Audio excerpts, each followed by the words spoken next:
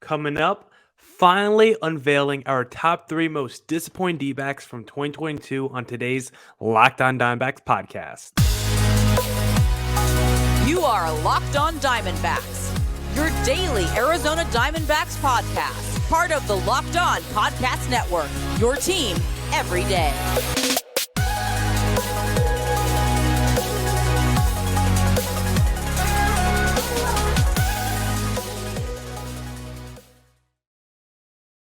Welcome into the Locked On Diamondbacks podcast, part of the Locked On Podcast Network, your team every day. You're listening to who always charismatic host of this podcast, Millard Thomas, of course, the multimedia journalist, and I'm a graphic designer. So please go check out my website, millardthomas24.myportfolio.com. On there you can see all my latest work, from my packages to my articles to my photos and my graphic design. If you want to see more content by me, just follow me on Twitter at CreatorThomas24 for my personal account. Look up Locked On Diamondbacks, both Twitter, Instagram for the podcast handle. And of course, thank you for making Locked On Diamondbacks your first listen every day. I would not be able to do this podcast without you, my loyal listeners, of course, sharing, subscribing, reviewing, doing all that so I could do this podcast for you. Thank you. It's free and available on all platforms, so please continue to tell your friends.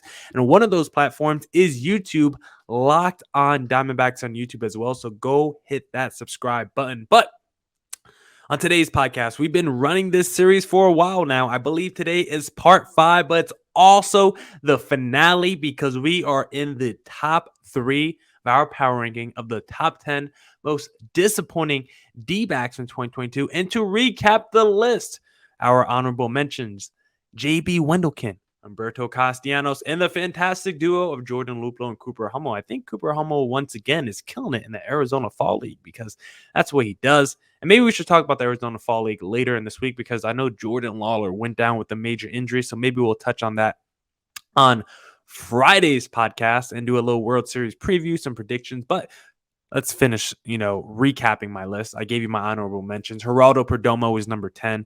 Number 9 was Noah Ramirez. 8, Pavin Smith. 7, Ian Kennedy. 6, Seth Beer. 5, Carson Kelly. And number 4 was Mad Bum. But checking in at number 3, you guys might think this is a weird ranking for this guy. You might think he's too high. You might be like, why is he even on this list? He didn't even finish the season with the D-backs, but I still found him as a top 3 most disappointing D-back from 2022 because the first half, when he was on the D-backs, he was completely trash. Then the fact that we got rid of this guy, I think further cements the disappointment this guy has been not just for this season, but the past couple of seasons. And that is Luke Weaver, because coming into this season, we knew he was probably going to get moved to the bullpen, and he was moved to the bullpen pretty immediately. He did get a chance to start, but it did not matter how Luke Weaver was deployed this year. He just wasn't very good. He was actually a lot better as a reliever than a starter, and we'll get into that later. But Luke Weaver was just never able to amount to the expectations that we had for him, and every year it felt like we had to recalibrate our expectations for Luke Weaver because he flashed so much that first season in Arizona in 2019, back when he had a sub-3 ERA over 15 starts, and then he got hurt. And ever since that injury, Luke Weaver did not look the same because during the pandemic season, it's like, wait, is Luke Weaver just a 2-pitch pitcher now who's getting shelled that year? He's getting shelled 2021, and then 2022, you're like, okay. The last 2 years haven't been good. My expectations for Luke Weaver aren't very high. I still believe maybe there's a back-end rotation guy, a back-end reliever somewhere in there, but I can't have too much faith in him. He's still a guy with incredible stuff, still a guy that can rack up the strikeouts, just hasn't been able to put it together. But the silver lining entering this season was Brent Strom, so maybe I shouldn't be all the way out on Luke Weaver. Maybe I should hold 5% of optimism, 10% of optimism for Luke Weaver just because of that Brent Strom effect. But once the season started, once all the wish casting went away and we got to see the actual production and results from Luke Weaver, once again, the results weren't pretty, and not even Brent Strom could save Luke Weaver. And considering this guy might have been the headliner in the Paul Goldschmidt trade, like, another reason why you have to consider him such a high disappointment for this year is because I contrast it with the fact that Paul Goldschmidt is more than likely going to win MVP this season. And both of the players from that trade, 2 of the 3, because also Andrew Young was in that trade, The two headliners, I should say, from that trade, Carson Kelly and Luke Weaver. Well, Carson Kelly was 5th on my top 10 most disappointing D-backs, and Luke Weaver's 3rd. So the two main pieces from that Goldie trade are in my top 5 most disappointing D-backs. 3 seasons later, just a terrible trade, and just another reason why I'm like, never trade your franchise star. It doesn't work out. The only reason you should is if you're like, I'm never going to pay this guy and I have to trade him because I'm going to let him walk in free agency. That's the case. If you're going to let your dude walk in free agency, which I guess the D-backs are going to do, then you have to. But I think you should always re-sign your stars and then maybe down the line trade them once they get a little bit older. But if your star is in the prime of their career until they're like 34, 35, you need to have the star on your team. There's no salary cap. I don't even want to get into all the logistics why, but this is just another example as to why you should never trade your star player, because the D-backs got 2 really young pieces back that people thought were going to be good. And you look 3 seasons later and they might have been the two of the top 5 most disappointing D-backs from 2022. So one reason why, or, one of the many reasons why Luke Weaver is number 3 on my top 10 most disappointing D-backs list. But as I get the numbers to see why Luke Weaver was so disappointing this past season. And one number that I thought was weird, because I always think it's weird when like Luke Weaver, a righty against lefties. Okay, I guess this isn't weird because that's the cross matchup that should take advantage. But Luke Weaver, terrible against left-handed batters, which, should be the case. He should be worse against left-handed batters as opposed to right-handed batters as a right-handed pitcher. But he shouldn't be this bad because he gave up a 433 average and 985 OPS to left-handed batters. You're just never going to be a successful reliever or starter if that's the case. Excuse me. I hope you guys didn't hear that burp. Luke Weaver was also just terrible at home, which made me believe he just wasn't comfortable playing at Chase Field and why he probably needed to be traded and get a change of scenery, because Luke Weaver at home, a 405 average allowed, a 1045 OPS. You're like, okay, that's one of the worst pitchers in baseball. But get this, on the road, Luke Weaver, he had a 250 average allowed, a 586 OPS allowed. At home, a 13.5 ERA and 7.1 innings pitched. He gave up 11 earned runs and 7.1 innings pitched at Chase Field. But on the road, 3 earned runs over 9 innings. That's a 3 ERA. Luke Weaver was a good road pitcher, but I think being in front of Chase Field, the pressure, I don't know, was he putting pressure on himself? The fact that he kept not performing in front of the fans, and the fans kind of like not really being on Luke Weaver's side anymore. I wonder if there was like a mental pressure that he was putting on himself when he played in Chase Field, because he knew the fan base really wasn't behind him anymore. And the more he struggled, the further that just cemented that belief and kind of became a self-fulfilling prophecy where it's like, I got to try to win over the fans by pitching better. And every time I pitch poorly, the fans aren't going to like me. And then he continued to pitch poorly, which only made the fans dislike him more. So I felt like it became maybe some sort of a self-fulfilling prophecy there. He was also terrible with 2 outs. Like, you guys know my big pet peeves when it comes to pitchers, and one of them is when your pitcher can't come through with 2 outs the time you're supposed to shut down an inning. Luke Weaver, 444 average and 1130 OPS when there's 2 outs on the board. Luke Weaver also not very good when you attack him early in the count. On that first pitch, if you attack Luke Weaver on that first pitch he throws at you, a 667 average and a 1417 OPS. Players who swung at Luke Weaver's first pitch had a 400 average and a 903 OPS.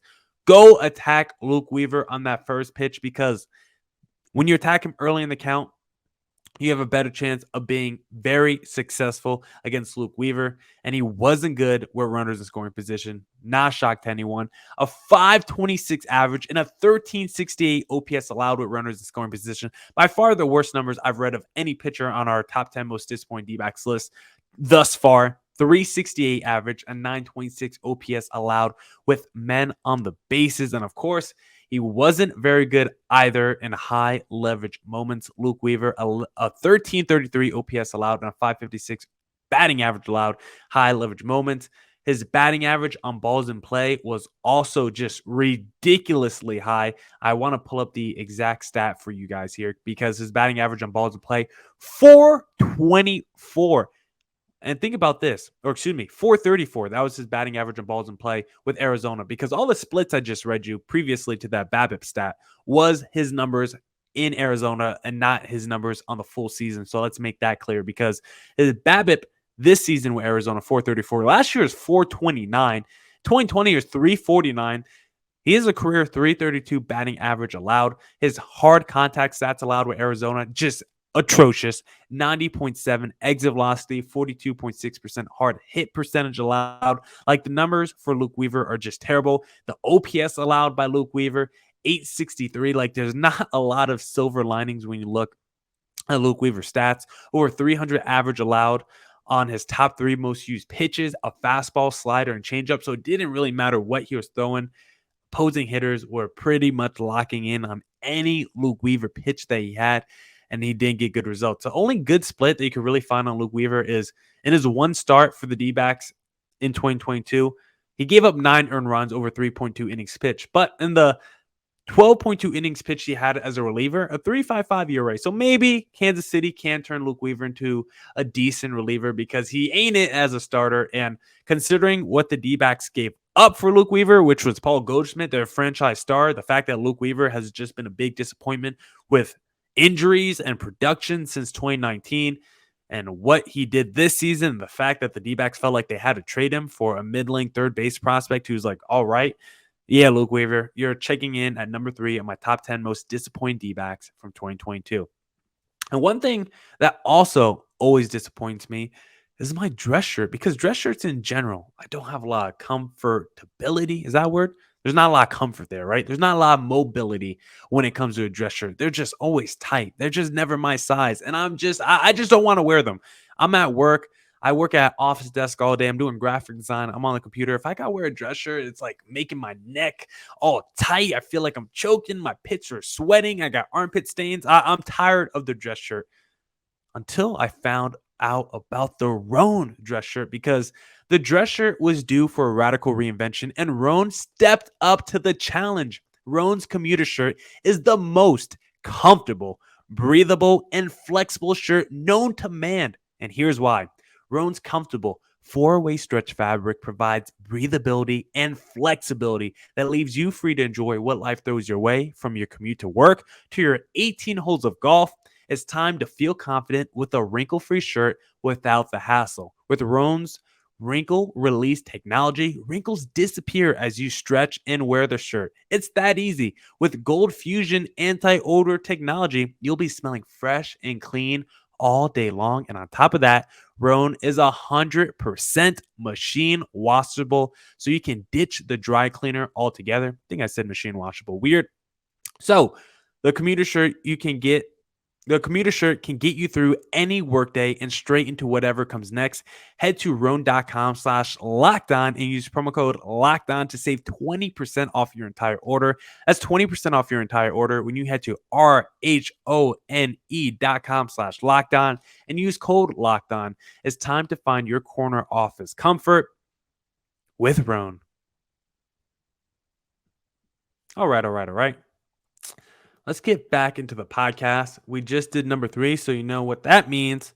Number 2, of course, and checking in at number 2 on top 10 most disappointing D-backs in 2022, we got Mark the Shark Melancon checking in at number 2, because Mark the Shark was a huge disappointment. First, I mean, when you have a badass nickname like Mark the Shark, you got to back it up. You got to be vicious. You got to be swimming in the waters, just waiting for your moment to creep up. He's the closer. You're supposed to just be waiting in the waters those first 8 innings of the ball game, and then come up in the 9th inning like Jaws and just snatch victory from the jaws of defeat.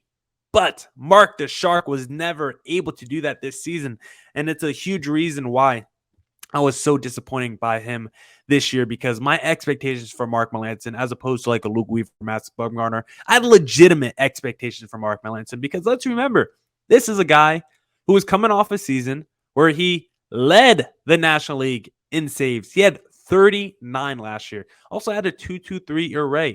In the last couple of years as a closer, he had a sub-3 ERA. He looked really good as a closer the last few years. He was an all-star last year with the San Diego Padres. So I had real expectations for Mark Melancon. I really thought this was going to be someone that was going to be a stabilizing force for the D-backs in the back end of their bullpen. The D-backs the last few years have been terrible with their closing situation.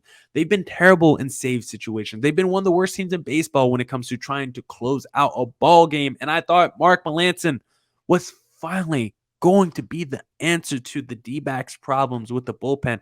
At least one of the answers. The D-backs were still going to have bullpen problems, but I was like, all right, Joe Mantiply, Ian Kennedy, Mark Melancon, we got some high leverage relievers that we could go throw out there and trust in a big moment. And if the D-backs have a lead after 8, Mark Melancon is shutting it down and giving the D-backs the win. But of course, that did not happen. And Mark Melancon, unfortunately, was not that guy for the D-backs, because when you look at the stats for Mark Melancon, he was not very good against left-handed batters, 280 average and a 792 OPS allowed to lefties. That's not the worst thing in the world, but it's also not exactly great. He's another one that also wasn't very good at home, 5.79 ERA at Chase Field versus a 3.09 ERA on the road.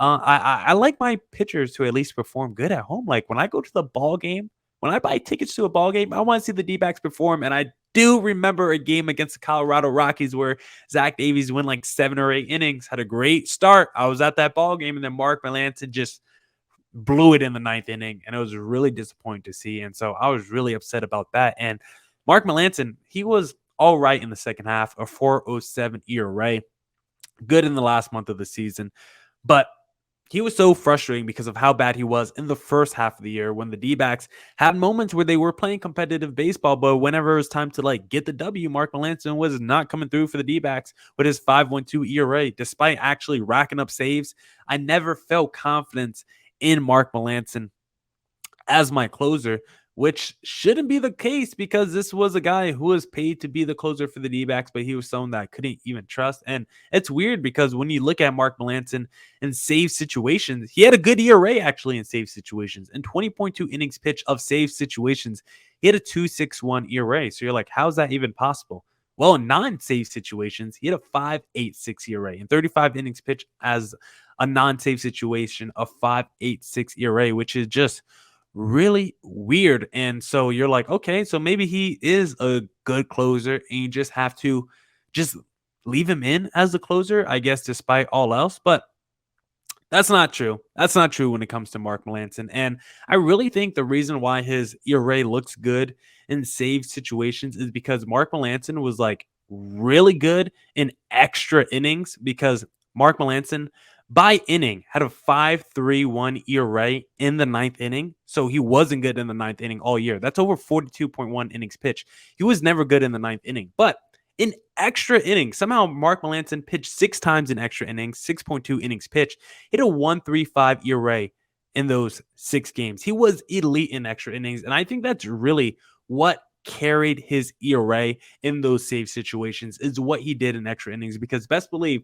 when Mark Melancon came in to close in extra innings, those were pretty much all save situations. So I think that is really what helps his ERA when you look at it in save situations. I think it's a little bit of fool's gold because I don't think he was a very good closer in those save situations. Because another stat you can look at, my pet peeve stat, your numbers with 2 outs, Mark Melancon, 840 OPS and a 296 average allowed with 2 outs. It always felt like when Mark Melancon came in to save, he would get like the first 2 guys pretty quickly and be like, okay, he got those 2 guys out too quickly. Like, there's 2 outs on the board now. We know Mark Melancon has to make us sweat a little bit. And he always came through on cue, because after 2 outs, you either walk the next guy or give up a double or something. It's like, all right, let's start to sweat a little bit. Let me pop my Advil for my migraine. Let me pop my ibuprofen, because Mark Melancon wants to make us sweat it out a little bit. He was also not very good on short rest. Like, a closer is supposed to be able to go maybe on 0 days, maybe on 1 day of rest. And Mark Melancon on 0 days of rest, 858 OPS and 375 average allowed. On 1 day of rest, 779 OPS allowed. So he's not a very trustworthy guy when he has little rest, which is just something you don't want to see. His strikeout rate was way down this season. His whip was way up. He had a 1.22 whip last year, 1.5 whip this year. His hits per 9 went way up as well. His walk percentage pretty much stayed the same, but for Mark Melancon, a very high contact percentage. The hard contact stats weren't necessarily pretty as well. Like a 79.2% contact percentage allowed is pretty high. When we look at the hard contact stats, 89.2 exit velocity, 39.2% hard hit percentage, both way up from last season. His batting average on balls in play allowed 315. So the contact stats were not there for Mark Melancon, and his go-to pitch was the cutter, a 290 average and a 400 slugging allowed on the cutter. I really thought Mark Melancon was going to be the answer to the D-backs closing problems, but that's not the case. And we've talked about a lot. Like, that's been the theme when ending these podcasts. We know what Mike Hazen's homework is entering this offseason. He has to revamp the bullpen, and he probably can't do it all in one offseason, but we have to at least get 2 to 3 guys that we can trust, right? Like, we have like 2 guys right now, Mantiply and Kyle Nelson. If we could add another 2 to 3 guys to the 2 guys we already have, and then maybe one of our young pitchers continue to impress, maybe Kevin Ginkel could continue to be a good reliever, and the D-backs have all of a sudden 5 relievers and a little bullpen that you could trust. But until Mike Hazen addresses those problems in the offseason, the D-backs are never going to be where they want to be. And Mark Melancon not being the answer to that problem was a huge disappointment. And that's why he falls, or maybe he doesn't fall, rises to number 2 on the list, however you want to say it. Mark Melancon, number 2, top 10 most disappointing D-backs from 2022.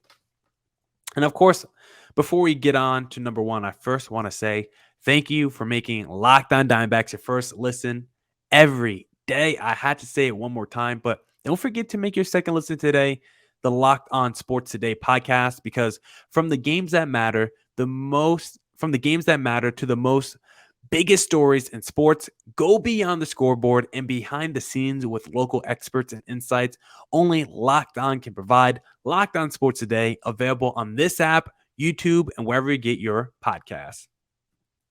Whenever you guys hear me stumble when I'm reading like an ad read, it's usually because the copy in the ad read is not the cleanest. So I'm like trying to work it out on the fly.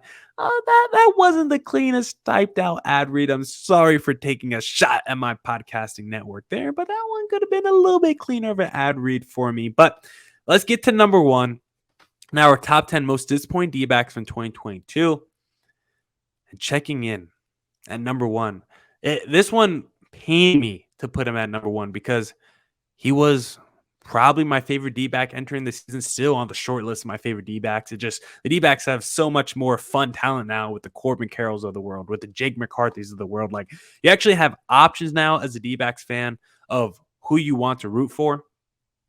But I think number 1 for the top 10 most disappointing D-backs in 2022, I think has to be Ketel Marte. And I don't want that to be the case. I don't want that to be the answer. But the expectations for Ketel Marte, like, they were built in, but they were also like subconscious. Like, your expectations were high for Ketel Marte, but you weren't also conscious of your expectations for Ketel Marte because it felt like he was a given. Like, you're just like, all right, Ketel Marte is going to come in 300 average or around that, 800 plus to 900 plus OPS.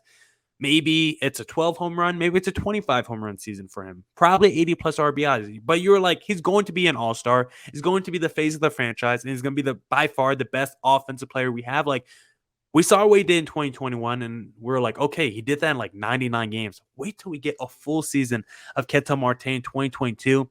Coming off the extension, he's going to want to show the fans why he got paid. And I thought it was a bargain of a deal too. So I was like, okay, he's going to show out and show to the whole world why he's on the best contract in the sport. And it just didn't happen for Ketel Marte. And I've been looking through the numbers and watching, all the games from this past season. Like, I really don't know why Ketel Marte wasn't normal Ketel Marte. Like, there's some numbers that suggest maybe it was just a fluky year for him. Like, some of the numbers are still pretty much similar to what he's done in years past. Felt like a lot of times he just had those atom balls where he make good contact and it'll just go to the opposing player's, glove pretty much to the defense. Like, I don't know what it was for Ketel Marte. I do think there was times where his confidence looked a little bit shaken. He seemed to get a little bit more rattled. But then there was also times I'm like, all right, Ketel Marte's in a great groove. He'll look great for 2 weeks and then be cold for 2 weeks. So it was just such a weird season for Ketel Marte. But the fact that there was a stretch where he got it going, he got to the first half with good numbers, and then in the second half he faltered once again. And so you look at his numbers from the year, it's like Ketel Marte got it going for about a month and a half, 2 months there. But overall in the season, it was never, it was never the Ketel Marte that we were accustomed to, that we wanted to see, the Ketel Marte that could have maybe pushed the D-backs into the wild card when, that last month of the season when there was like 3.5 weeks left and the D-backs were like, whoa, are we 7, 8 games back of the wild card? Do we actually have a chance? If we had great Ketel Marte at that time leading the offense, maybe the D-backs make it a little bit closer. Maybe we still miss out on the wild card. Or maybe we're where the Phillies are right now. That's probably too hyperbolic, but maybe at least we make it a little bit closer of a wild card race, because let's look at some of the numbers for Ketel Marte, because I don't know what happened, but this was not the same Ketel Marte we're used to. Against left-handed pitchers in 2022, Ketel Marte was very good against lefties. 812 OPS, 276 average, but against righties, Ketel Marte, 696 OPS and a 226 batting average. Not very good against righties in 2022. And like I said, he was really good, or let me not say really good.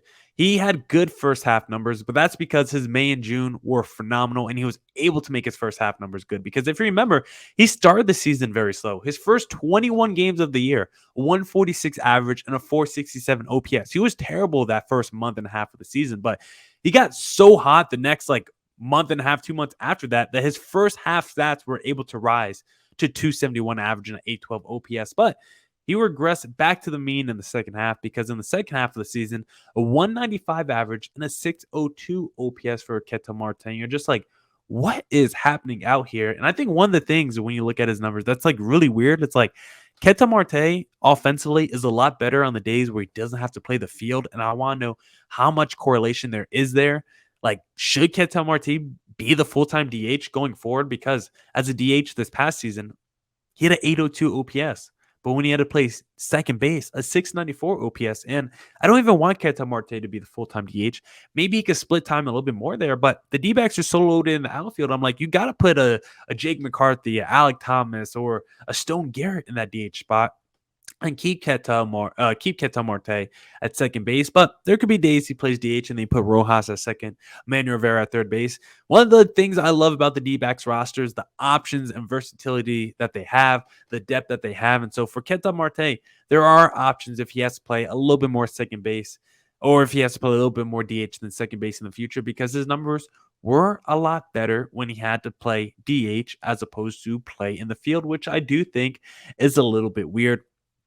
Ketel Marte was also just, which was shocking, not very good with runners in scoring position. This is typically a guy that produces big time. He never has big RBI numbers, but he is someone that always comes through in the clutch for the D-backs, at least the last couple years. But this season, I don't know what it was for Ketel Marte, but was he putting pressure on himself because of that contract? Like, I don't know, but a 210 average and a 699 OPS when runners in scoring position, just not good enough for Ketel Marte. It's not who he is. It's not indicative of who he is as a player.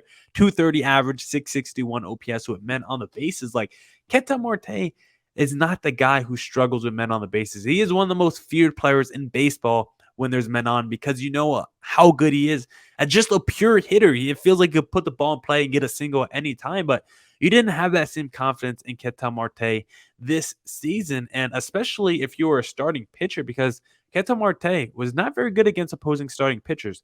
216 average and a 692 OPS against starters. Not very good for Ketel Marte. His BABIP and his ISO was also way down in 2022. Like, his batting average on balls in play was only 276. It was 352 last year, 311 in 2020, and 342 in 2019. Like, this guy's always been a great player when he puts the ball in play, but this season, not the case. His ISO, too, his isolated power, just not there for Ketel Marte. It was 215 last year, 264 in 2019, 167 this past year. And it's crazy because his hard contact stats were still phenomenal. Like, his hard contact stats, 90-mile-an-hour exit velocity, 42% hard hit percentage. Like, this dude still was crushing the ball when he got the barrel to it, which is crazy. But I think it's more about the quality of contact for Ketel Marte, because he had the lowest contact percentage of his career, below 80% for the first time in his career. His barrel percentage and his sweet spot percentage was not as good as it has been in years past. Like, when compared to 2021, sweet spot percentage and barrel percentage were down this season. His expected stats were down this season, and he was worked by fastballs and breaking balls this past year as well. So for Ketel Marte, I mean, the expected stats were down. What he did against certain pitches were down. But then again, some of the other numbers, like his walk percentage, his home run percentage, his extra base hit percentage, like his strikeout percentage, a lot of that stuff was still near around his career norms, or at least what he did last year. So it's weird for him. Hard contact, he's still putting up around the same numbers. Walks, home runs, extra base hit percentage, like all that's still around the same. But the quality of the contact, I think, was really worse for Ketel Marte this season. And against certain pitches, he wasn't seeing them the same way. So I don't know exactly what he has to do to fix himself. Like, I'm not a hitting coach. I don't know how to fix Ketel Marte, whether it's his swing, the mechanics at the plate, his footwork.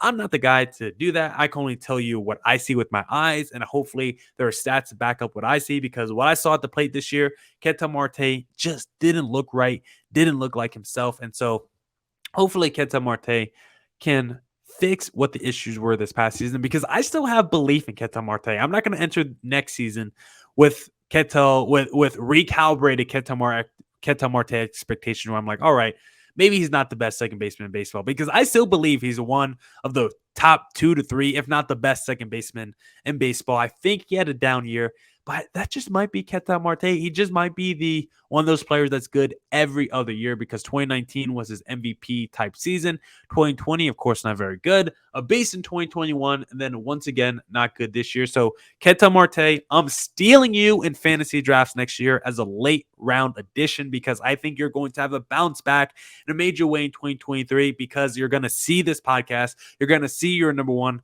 on top 10 most disappointing D-backs. And I hope that lights a fire inside of you like Ren Goku of Demon Slayers. Set your heart ablaze, and it will make you have a huge bounce back season next year. And if you want to talk about any of your grievances with me, you're more than welcome on the Locked On Diamondbacks podcast. Now, that's it for this edition of the Locked On Diamondbacks podcast. Come back tomorrow for more Diamondbacks news, coverage, and insight, as we'll probably talk a little bit about Jordan Lawler in the World Series. Thank you to everyone for making Locked On Diamondbacks your first listen every day. Go make your second list of the day Locked On Sports today. As always, come back tomorrow for more Diamondbacks news, coverage, and insight. And as always, stay safe, stay healthy. Deuces.